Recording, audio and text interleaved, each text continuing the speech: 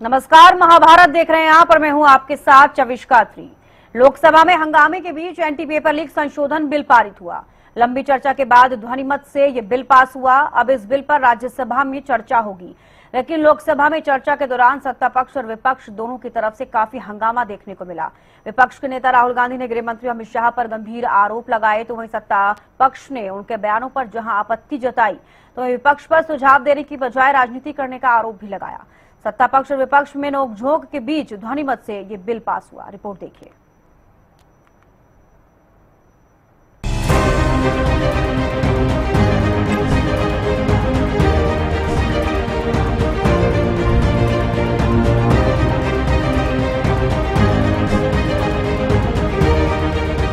लोकसभा में anti paper leak bill पर काफी हंगामा देखने को मिला। सत्ता पक्ष और विपक्ष में काफी नोकझोंक हुई। चर्चा के दौरान नेता विपक्ष राहुल गांधी ने सत्ता पक्ष के भारी शोर शराबे के बीच अपनी बात रखी। उन्होंने लोकसभा में एक छात्रा से बातचीत के आधार पर इडियट और अंधभक्त जैसे शब्दों का इस्तेमाल किया। केंद्रीय गृह मंत्री अमित शाह पर भी गंभीर आरोप लगाए, जिसके बाद सत्ता पक्ष की ओर से राहुल गांधी के शब्दों का जोरदार विरोध हुआ। केंद्रीय मंत्री जितेंद्र सिंह ने लोकसभा में बिल पेश करते हुए कहा कि इस महत्वपूर्ण बिल पर चर्चा करने और सुझाव देने के बजाय विपक्ष सिर्फ राजनीति कर रहा है। So the Home Minister authorized the shooting of our students, sir. He put pellets into the blood of our students. He ordered the students of India to be shot. जिनका एक रुतबा रहता है, उनको ये बेसिक पार्लियामेंट्री नॉर्म्स की जानकारी नहीं, और इसलिए जब वो कहते हैं कि मैं किसी व्यक्ति विशेष के बारे में ये शब्द इस्तेमाल नहीं कर रहा, तो कई बार ये शंका होती है कि क्या वो छात्रों के लिए कर रहे हैं।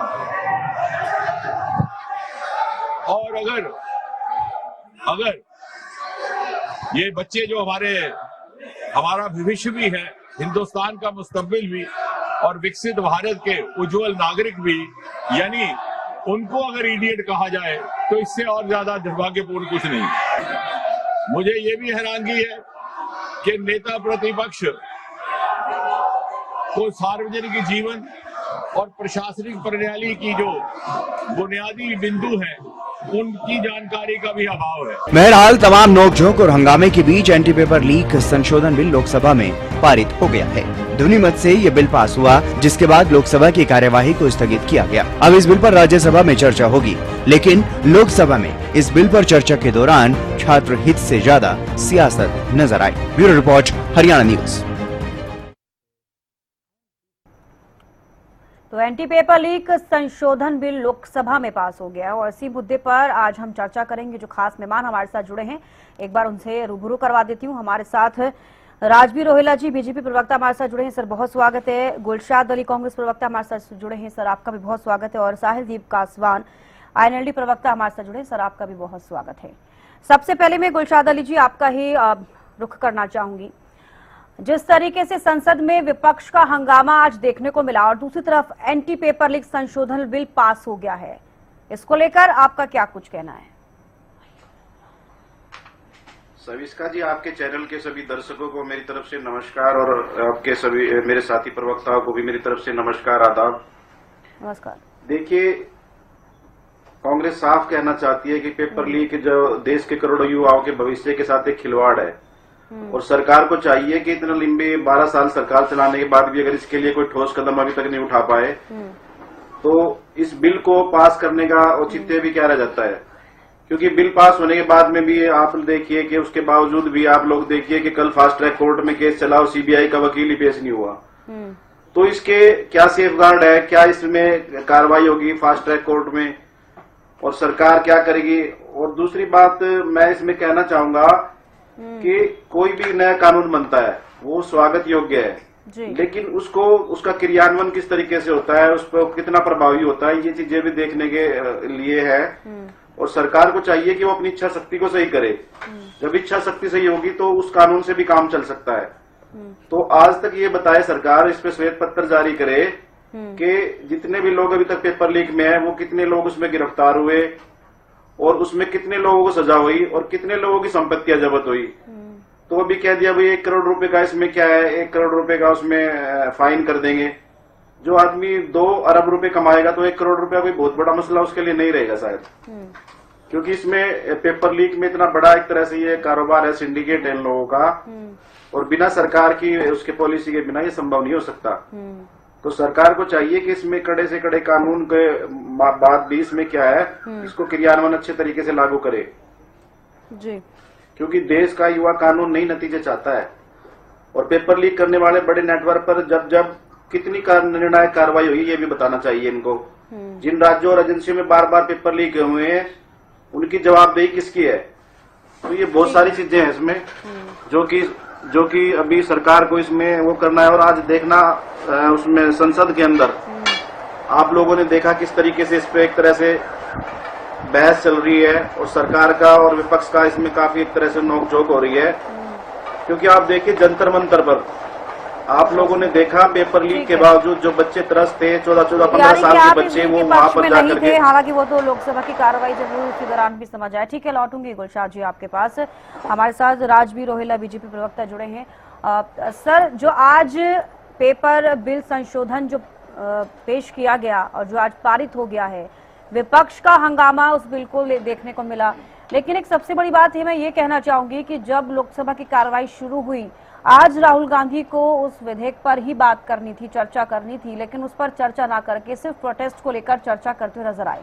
क्या कहना चाहेंगे आप? जी नमस्ते प्रवक्ता साथियों को और आपके दर्शकों को मेरी राम राम। ये जो राहुल गांधी जी है या कांग्रेस पार्टी है या विपक्ष है, पिछले 12 साल से मुद्दों पर बात करें, पिछले 12 साल से प्रॉब्लम ये है कि भाई नरेंद्र मोदी जी प्रधानमंत्री क्यों है, भारतीय जनता पार्टी और एनडीए की सरकार क्यों है। तो इनका लगातार एक विषय रहता है कि भी कोई भी अच्छी बात आए उस बात का इन्हें विरोध करना है। बच्चों ने डिमांड की, इस्तीफा हुआ और उसके बाद 27 तारीख को हमारे जो केंद्रीय मंत्री हैं उन्होंने बिल पेश किया जो पेपर लीक वाले मसला है जो इस पे, और 2 दिन चर्चा हुई 27 और 28 को।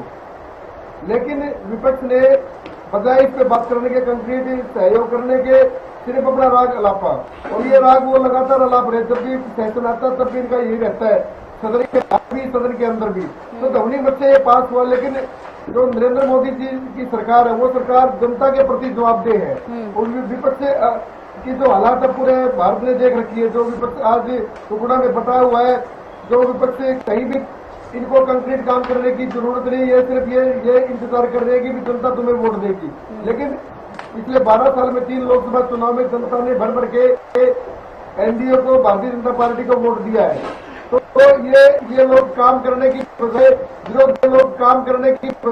विरोध करने में विश्वास रखते हैं। लेकिन वो सरकार हर किसी की सरकार है, वो युवाओं की भी है, वो सरकार किसान की भी है, मजदूर की भी है, उद्योगपति की भी है, सबकी सरकार है। वो जहाँ जो उचित लगेगा वो सरकार अपना कार्य करती रहेगी।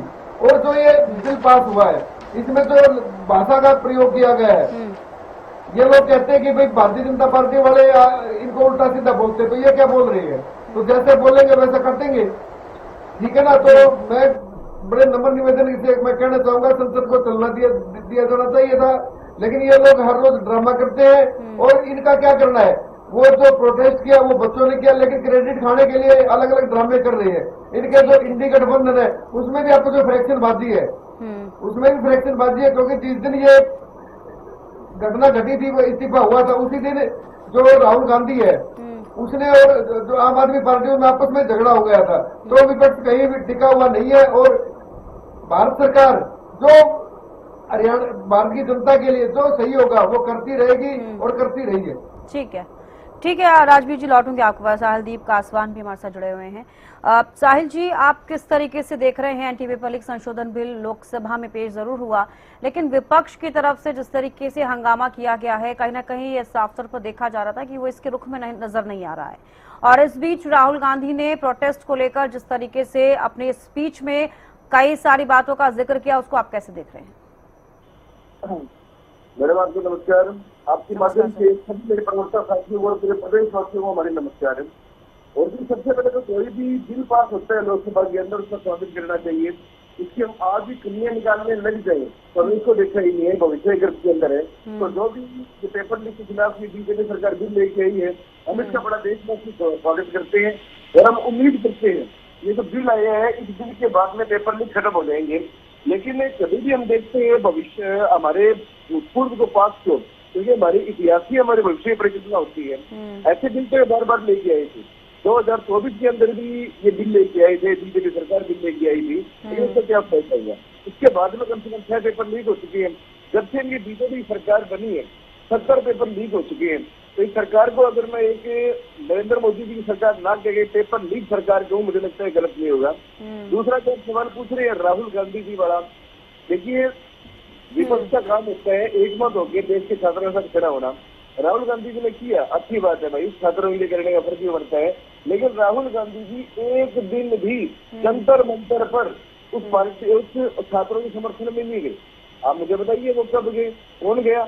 इन लोगों ने तो अलग से अपने धरने प्रदर्शन करे, क्योंकि इनको ऐसे लगा कि वहां कहीं ना कहीं तुम्हारा नाम नहीं होएगा। वहां जो स्टूडेंट बैठे हैं अभिषेक जीत के जैसे उनका नाम होएगा। इन्होंने जो किया अलग किया। आज जहाँ बहस होनी चाहिए थी पेपर लीक के ऊपर, आज जो बहस होनी चाहिए थी विपक्ष की तरफ से, जो इनका नया कानून आ रहा है उस बिल के ऊपर, इनकी बहस क्या थी? अरे इतने दिन तो लाठी चार्ज नहीं दिखा जाएगा, उसके ऊपर तुम बहस कर रहे हो। तो मैं सरकार की बड़ी निंदा करता हूँ। जो सरकार ने हमारे अपने बच्चों के ऊपर लाठी चार्ज किया था, सक्सेस हुई थी, और मैं उम्मीद करता हूँ कि पेपर जो बिल इन्होंने पास किया है उसके बाद में कोई इसमें होगा। लेकिन मुझे लगता नहीं कुछ होने वाले हैं कि 2024 के अंदर भी जो बिल लेके आए थे और 2024 में जो नीट पेपर लीक हुआ था उसके बाद में इनके 25 में 24 लोगों की जमानत होगी। तो इनका मेन पेपर था, इनको 11 महीने पकड़ नहीं पाई। तो ऐसे ना इस बिल के बाद में जो नीचे घूमने वाले छोटे मोटे होते हैं उनको तुम सजा करवा दो, अरे तो तुम्हारे मेन लोग है वो बच गए। तो मेन कल्प्रिट में सजा होना चाहिए। और जैसे इस्तीफा हुआ धर्मेंद्र प्रधान का, इसी प्रकार जो भी शिक्षा मंत्री का हो उनका इस्तीफा होना चाहिए। ठीक है, मैं लौटूंगी गुलशाद जी। एक सबसे बड़ा सवाल ये है कि अब ठीक है, इस बिल को लेकर मैं पूछना चाहूंगी कि आपको क्या लगता है कि इस बिल के पास हो जाने के बाद, कानून बनने के बाद, आपको लगता है क्या पेपर लीक जिस तरीके से होते आए हैं उसमें कहीं ना कहीं रोकथाम लगती नजर आएगी? इस तरीके का जो खेल है खत्म होता हुआ नजर आएगा? क्या सोच रही है कांग्रेस इसको लेकर? गुलशाद जी, कैसे होगा, इस तरह से इसको किस तरीके से लागू करेंगे और सरकार का इसके खिलाफ इसके प्रति क्या कंट्रोल रहेगा? और जो फास्ट ट्रैक कोर्ट की बात कर रहे हैं, फास्ट ट्रैक कोर्ट मामले में किस तरीके से लोगों को सजा होगी? क्या वो सही तरीके के लोग पकड़े जाएंगे या फिर कुछ छोटी मछलियों पे इस तरह से उन पे कार्रवाई करके तो लिपापोती करने का काम जो अभी तक चल रहा है, ये चीजें तो ये बंद नहीं हो पा रहा है। और दूसरी बात ये फेलियर है इंडियन गवर्नमेंट का कि लगातार इतने वो हो रहे हैं। और मेरे साथी प्रवक्ता जी अभी कह रहे थे राजबीर रोहिला जी कि जो ये राहुल गांधी, अरे आप देखिए वो एलओपी है और आयरन लीडर है और इंडिया का। आप अपने बारे में ये राहुल गांधी हम कहने लगे भाई पहली बार हम कहने लगे भाई क्या नाम इस तरह से फेंकूं तो अच्छा लगेगा क्या आपको? तो आप किसी के प्रति सम्मान से बात कीजिए। राजबीर रोहिला जी, राहुल गांधी जी जनता की लड़ाई लड़ रहे हैं और आपने देखा भी उनसे, उन्होंने अभी मेरे दूसरे साथी प्रवक्ता कह रहे थे राहुल गांधी के लग बैठ गए। अरे आप देखिए उसमें चंद्रशेखर जी और क्या नाम हनुमान बेनीवाल जी संसद के अंदर बैठे हुए थे और वो जैसे प्रधानमंत्री के द्वार पर धरना दे रहे थे, वो उनकी नाक से भी खून आया है। और आप लोग देखिए छतरपुर स्टेडियम में बिना जूतों के पैदल घूम रहे थे वो। तो वो क्या है, इस बारे में ये नहीं पता कि इस प्रेशर के बाद इस तरह से सरकार झुकी है, क्योंकि राहुल गांधी आज के टाइम पे छोटी चीज नहीं है। राहुल गांधी जी आज के टाइम में सेंसेशन है इंडिया की और आने वाले 2029 में वो प्रधानमंत्री भी हैं। तो इन लोगों को ये नहीं पता कि राहुल गांधी क्या है और एक INLD की छोटी सी पार्टी ये भी राहुल गांधी जी के साथ मुकाबला कर रहे हैं। तो ये बात जो आप कह रही हैं कि वो अलग बैठ गए, देखिए आप पुणे में भी हुए हैं जब वो प्रदर्शन INLD ने भी किया है, JJP ने भी किया है, सब लोगों ने किया है। तो इसका मतलब ये नहीं कि हम उनको गलत ठहरा रहे हैं। तो संयुक्त विपक्ष का ही प्रयास है, वरना बीजेपी कौन सा इसको अकेली इसको कामयाब कर पाती। तो सभी ने अलग अलग प्रयास किया है, चाहे बाल ठाकरे जी हों, चाहे क्या नाम ठाकरे बंधु हो या कोई भी हो, तो सभी ने अलग अलग प्रयास किया। अखिलेश यादव जी, तो हम तो सभी का सम्मान करते हैं। लेकिन ये राहुल गांधी जी ने वहां अलग से वो कर दिया अरे प्रधानमंत्री जी के उसमें इंडियन हिस्ट्री में पहली बार प्रधानमंत्री की आवाज पर इस तरह से प्रदर्शन हुआ है। जी। तो इतनी लाइन क्रॉस करने के लिए बच्चों के तरफ देख करके राहुल गांधी जी गए वहाँ पर। आपने देखा बच्चों को किलो से मारा जा रहा था, कि 47 चलाई गई है, पैलेट गन का यूज हुआ है, जो कि देश की सीमाओं पर होना चाहिए। जब चाइना की बात आती है, डोकलाम की बात आती है, वहाँ पर तो ये अंदर घुस जाते हैं, ये भाजपा वाले, जो 56 इंच के सीने वाले। 60 किलोमीटर अंदर घुस गई है सेना, उससे ध्यान दीजिए ना आप लोग। आप देश की सेनाओं की रक्षा नहीं कर सकते, छोटे छोटे बच्चे को जुर्म करना चाहते हैं।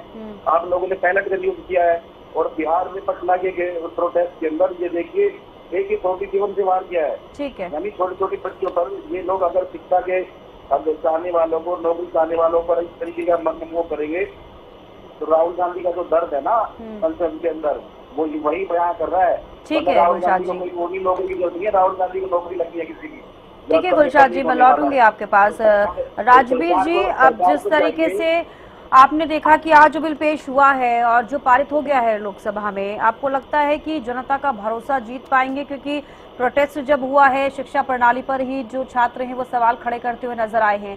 अब जिस तरीके से हम जब इस बिल का जिक्र करते हैं तो देखा जा रहा है कि इसमें संशोधन हुआ है और इसमें अब सजा का प्रावधान है, करोड़ों रुपए जुर्माना होगा। तो ऐसे में पारदर्शिता जिसको लेकर बीजेपी लगातार जिक्र कर रही है, क्या वो नजर आएगी और साथ ही छात्रों का भरोसा किस तरीके से जीतेंगे? 10 साल की सजा और करोड़ों रुपए का जो जुर्माना है, और भी बहुत सी प्रावधान इसमें आएंगे। और ये जो बिल पेश हुआ, ये इसलिए नरेंद्र मोदी जी की जो सरकार और नरेंद्र मोदी जी वो छात्रों के साथ है, युवाओं के साथ है। उन्होंने आगे बढ़ के आके उन्होंने अपनी बात रखी, छात्रों ने अपनी बात सुनी और भरोसा किया। आपने देखा होगा कि नरेंद्र मोदी जी ने 3 वीडियो जारी किए अपने, सीधा संवाद किया इंस्टाग्राम पर, अन्य सोशल प्लेटफॉर्म पर।